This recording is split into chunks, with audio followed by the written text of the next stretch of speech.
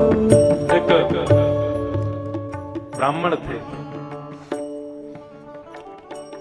वो कुछ अपना व्यापार करते थे। उनका नाम था रंगाजी। रंगाजी ब्राह्मण नहीं थे, व्यापारी थे, वैश्य थे। तो एक बार उनके दुकान में काम करने वाला एक लड़का, उसकी मृत्यु हो गई। उसकी मृत्यु हुई तो वो चला गया। मृत्यु होने के 2-3 वर्ष बाद एक दिन रंगाजी अपनी दुकान पर बैठे थे, तभी उनको वो लड़का दिखाई दिया अपनी दुकान में जो 2 वर्ष पहले मर गया है। उसको देख करके रंगाजी बोले, भाई ये तो 2-3 वर्ष पहले मर गया था, ये आज मेरी दुकान में क्या कर रहा है? घबराए नहीं बेचारे। वो जैसे ही पास आया तो रंगाजी बोले, अरे बेटा, तेरी तो मृत्यु हो गई थी 2-3 वर्ष पहले, तू आज यहाँ कैसे? प्रेत बन गया? बोले नहीं, प्रेत नहीं बना, भूत बन गया। बोले नहीं, भूत भी नहीं। तो बोले मैं यमलोक के स्वामी यमराज जी का एक मुख्य पार्षद बन गया हूं। बोले पार्षद बन गया? बोले हाँ, मैं यमलोक का पार्षद बन गया हूं और जो यमदूत है ना, उनका स्वामी हूं। यमराज मेरे स्वामी हैं और मैं यमदूतों का स्वामी हूं, यमराज का पार्षद हूं। बोले बड़ी ऊंची पोस्ट मिली तुझे मरने के बाद? बोले हाँ। बोले ये ऐसे साधारण, ऐसे आसानी से नहीं मिलती। तो बोले व्यक्ति का जन्म हो, जन्म में खूब पाप करे, पाप करने के बाद मर जाए, मर के नरक चला जाए, नरक में अपने पापों को भोग के फिर जन्म ले, फिर पाप करे, फिर मरे, फिर नरक जाए। ऐसे करते करते जो 100 बार नरक जाता है ना, उसको पार्षद की उपाधि मिलती है। यमराज विचार करते हैं, इसका बेचारे का यही काम है, घूम फिर के इसको नरक ही आना है, इतना प्रेम है इसको नरक से, तो फिर इसको भेजते ही क्यों है? इसको पार्षद बना दो। खूब उसका अनुभव भी बहुत हो जाता है, 100 बार नरक देखा उसने, तो पार्षद बना दिया। मैं पार्षद बन गया हूं। वाह बेटा, बहुत बढ़िया। क्या करने आए हो? बोले करने क्या आया हूं, ये आपके यहाँ, आपके घर से 3 घर छोड़ के घर है ना? बोले हाँ। वहां पे एक बुजुर्ग रहता है। बोले हाँ, उसने भी बहुत पाप किया अपने जीवन में, उसको ले जाने आया हूं। उसका समय होने वाला है थोड़ी बहुत देर में, तो मैंने सोचा आपसे मिल चलूं। मेरे सेठ जी आप रहे हो तो आपसे थोड़ा मुलाकात हो जाए। तब सेठ जी बोले, वो तो बिल्कुल स्वस्थ घूम रहा है। बोले स्वस्थ घूम रहा है, लेकिन उसकी अभी देखो 5 मिनट में मृत्यु होने वाली है। कैसे होगी मृत्यु? बोले वो बैलगाड़ी पे आ रहा होगा, उसका बैल पागल हो जाएगा, अपने सींगों को वो उसके पेट में, जैसे ही उनके पेट को विदरण करेगा, उसकी मृत्यु हो जाएगी। मैं उसके बैल के सींग पे जाके बैठ जाऊंगा अभी। ठीक है सेठ जी, फिर मिलते हैं। और ऐसा कहकर के वो तो अंतर ध्यान हो गया। सामने से सेठ जी को बैलगाड़ी आती दिख रही है, उस पर उनका पड़ोसी आ रहा है हाथ हिलाता हुआ, और भाई कैसे? इतने में ही उसके बैल ने सिर घुमाना शुरू किया। घुमाते ही एक पीछे की ओर बैलगाड़ी से निकल करके भागा, और जैसे ही सींग घुमाया उसके पेट में जाते ही उसका वध हो गया, नष्ट हो गया। इतने में ही उसकी शव में से एक जीर्ण शीर्ण सी आत्मा निकली। उस आत्मा को अपने गले से दबोचता हुआ वो जो दुकान में काम करता था, ठीक है सेठ जी जाता हूं, लेकर के चला गया। रंगाजी बोले, ये सब मैंने क्या देखा आज? बड़े चिंतित, रात भर सोए नहीं। अगले दिन जैसी दुकान पर गए, बैठे थे, इतने में ही वो फिर से आ गया। आज क्यों आए हो भाई? किसको लेने आए हो? बोले सेठ जी आज वो बगल के गांव में एक है, उसको लेने आया हूं। सेठ जी बोले अच्छा ठीक है सेठ जी, समय हो गया, लेके चलता हूं मैं। उसको लेके वो भी चला गया। जैसे बताता है ऐसे मरेगा, वैसे ही मरते सब। 3-4-10 बार सेठ जी के पास मिलने के लिए आया, तो सेठ जी ने एक दिन उससे पूछा, बोले भाई एक बात बता, मेरे पास क्यों आता है तू? अपना काम किया कर, चला जाया कर, तू मेरी दुकान पर आकर के मुझसे मिलने क्यों आता है? कहीं तेरे यमराज की लिस्ट में मेरा नाम तो नहीं है? बोले नहीं सेठ जी, लिस्ट में किसका नाम है ये तो मुझे नहीं पता, लेकिन मैं आपके पास इसलिए आता हूं क्योंकि मैंने आपके यहाँ बहुत काम किया है। आपके अंदर सर्वगुण है, आप निष्ठा से कर्म करते हो, अनीति का पैसा नहीं कमाते, आप बिल्कुल सदाचारी हो, सब कुछ है, लेकिन आप भजन नहीं करते। तो मैं तो केवल इसलिए आता हूं आपको बताने कि भजन नहीं करोगे ना तो एक दिन यमराज को तो बहाना चाहिए, वो आपकी एक गलती खोज करके आपको नरक बुला देगा, और उस समय आप मेरे सामने खड़े होगे, मैं आपको सोटा मारूंगा, तब आप कहोगे अरे तूने मेरी दुकान पर काम किया, तो मैं उस समय सुनूंगा नहीं आपकी। इसलिए आप उस स्थान पर आने से बचो, मेरी पिटाई से बच जाओ। इसलिए मैं आपको बताने आया हूं कि आपके पास सर्व गुण है, लेकिन भजन नहीं है ठाकुर जी का। अब भजन करना शुरू कर दो।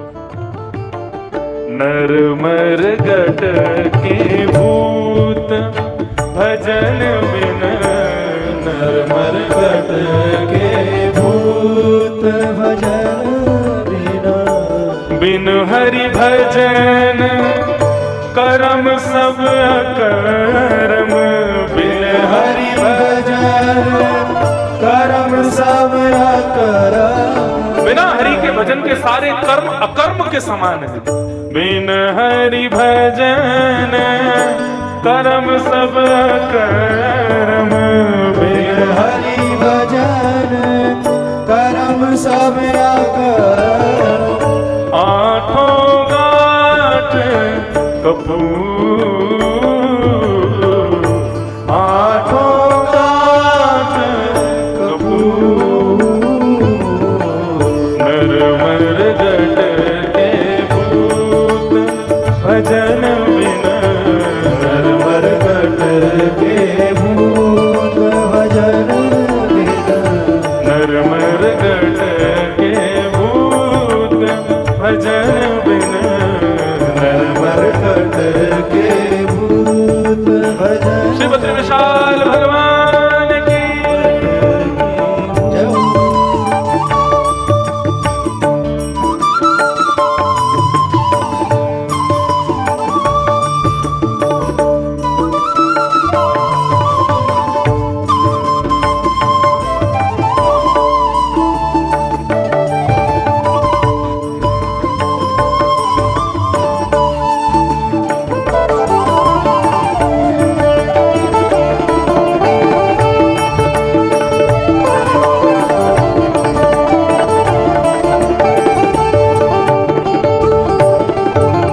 रामायण की एक चौपाई लगभग सबको याद है। भगवान कहते हैं, निर्मल मन जन सो मोहि पावा, मोहे कपट छल छिद्र न भावा।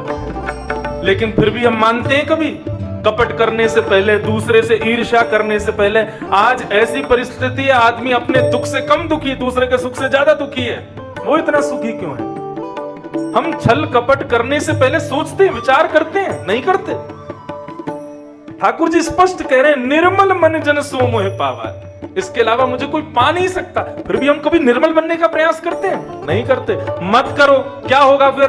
सुनो, कह रहे हैं, निस दिन करत कपट छलबाजी, निस दिन करत कपट छलबाजी, निस दिन करत कपट छलबाजी, निस दिन करत कपट छलबाजी, समझे नाही तू, समझे नाही तू। हे सरस माधुरी अंत काल में, सरस माधुरी अंत काल में, सरस माधुरी अंत काल में, सरस माधुरी अंत काल में, मारेंगे यमदूत, मारेंगे यमदूत। इसलिए भैया, नरमर गट के भूत भजन बिन, नरमर गट के भूत भजन बिना, नरमर गट के भूत भजन बिन, नरमर गट के भूत भजन बिना। ओ श्यामा श्याम जपे रसना सो, श्यामा श्याम जपे रसना, तिनको जान सपू, तिनको जान सकूं। नरमर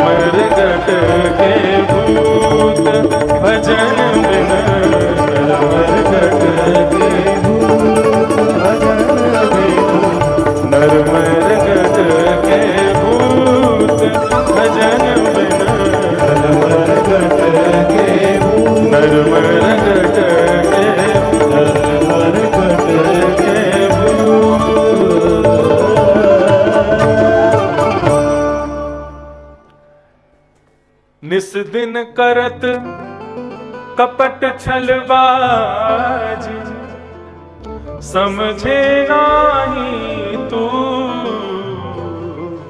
मत माने, सरस माधुरी जी कह रहे हैं बिल्कुल मत मानो, खूब करो, फिर क्या होगा? अंत काल में सरस माधुरी, अंत काल में मारेंगे यमदूत, तब यमदूत तुम्हें मारेंगे। व्यक्ति को कर्मानुसार मृत्यु के बाद दो प्रकार के देह प्राप्त होते हैं। यदि उसको स्वर्ग जाना होगा तो उसको भोग देह प्राप्त होगा, और यदि नरक जाना होगा तो यातना देह मिलेगा।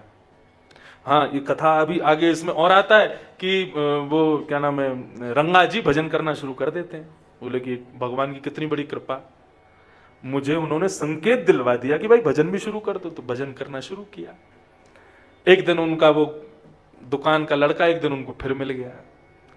उन्होंने उसको बोला, सुन भाई आज किसको लेने आया? बोले आज वहां पे उसको लेने आया हूं। बोले अच्छा, मेरा एक काम करेगा? बोले हाँ। बोले जिस दिन यमराज जी तुझसे बड़े प्रसन्न हो ना। बोले अच्छा, उस दिन यमराज जी से जरा यूं बोल देना कि प्रसन्न होकर वो तेरे को कुछ देने की इच्छा रखें, तो उनसे कह देना कि हमारे सेठ जी नरक और स्वर्ग देखना चाहते हैं। बोले क्यों, आप क्यों देखना चाहते हो? बोले मैं इसलिए देखना चाहता हूं क्योंकि अब मैंने भजन शुरू कर दिया है, सत्संग भी मैं करता हूं, लोगों को थोड़ा ज्ञान उपदेश करता हूं। एक बार नरक स्वर्ग देखाऊंगा तो मुझे थोड़ा अनुभव हो जाएगा, तो मैं और थोड़ा लोगों को समझा पाऊंगा, नरक जाने से लोग बचें ऐसी उनको फिर प्रेरणा दे पाऊंगा, अनुभवी हो जाऊंगा। तो इसलिए जिस दिन तेरे स्वामी बड़े प्रसन्न हो ना, उस दिन उनसे ये वरदान मांग लियो कि मेरे सेठ जी को नरक स्वर्ग दिखा दो। बोले ठीक है। अब एक दिन यमराज बड़े प्रसन्न हुए। प्रसन्न होकर के उससे बोले, भाई हम तुझसे बड़े प्रसन्न हैं, तेरी क्रिया, तेरा काम, तेरा सब कुछ इतना बढ़िया है कि हमें बड़ी खुशी है।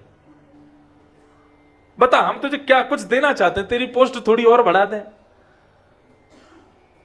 बोले अब क्या पोस्ट दोगे? बोले अब ये पोस्ट देंगे कि तुम हमारे जो पार्षद हैं उनके भी स्वामी बन जाओ। बोले भगवान ये पोस्ट तो मैं बाद में ले लूंगा, लेकिन आज मैं कुछ मांगना चाहता हूं आपसे। बोले क्या मांगना चाहते हो? बोले अपने पूर्व जन्म में मैं जिन सेठ जी के यहाँ पे काम करता, मैं उनसे बड़ा प्रभावित था, क्योंकि वो इंसान बहुत अच्छे थे, भजन वजन नहीं करते थे। तो एक दिन मैंने उनको संकेत कर दिया, प्रभु उनकी इच्छा है वो जीते जी एक बार नरक और स्वर्ग देखना चाहते हैं, आप कृपा करके आज्ञा दो कि मैं उनको लेके आऊं और नरक और स्वर्ग का दर्शन कराऊं। तो यमराज जी बोले, हंसे पहले तो बहुत जोर से, हंस करके बोले अपने सेठ जी को बोल दो वहीं रहे यहां में, नरक स्वर्ग यदि देख लिया तो यहीं पागल हो जाएंगे, जाने योग्य नहीं बच पाएंगे, यहाँ की स्थिति बहुत विचित्र है। बोले अब जो भी हो, लेकिन उनकी इच्छा है, मैंने उनको वचन दिया कि मैं पूर्ण करवाऊंगा, आप कृपा करके कर दो। यमराज जी बोले ठीक है, जाओ अपने पार्षदों को लेकर के जाओ और सेठ जी को लेकर के आओ, उनको दिखाओ, नरक दिखाओ फिर स्वर्ग दिखाना हो, ठीक है।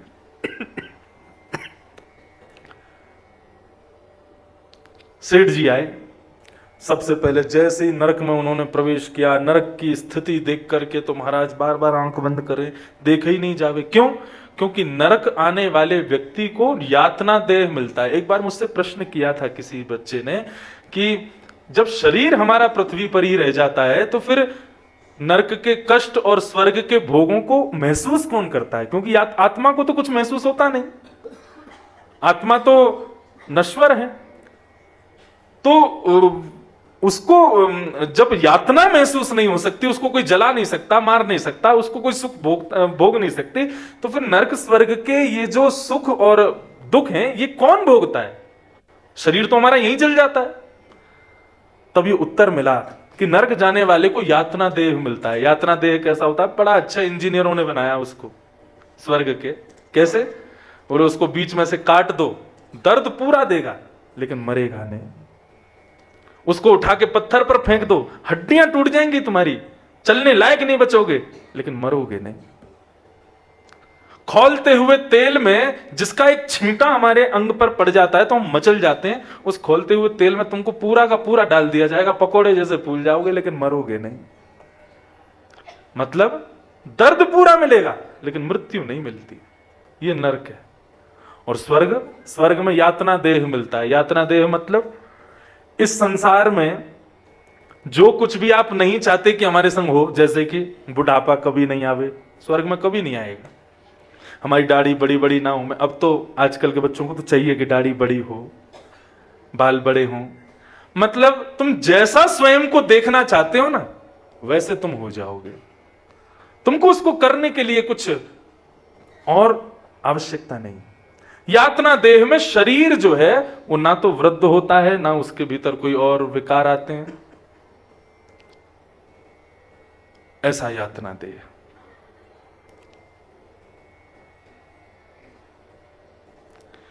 तो भोग देह और यातना देह ये दो देह हैं।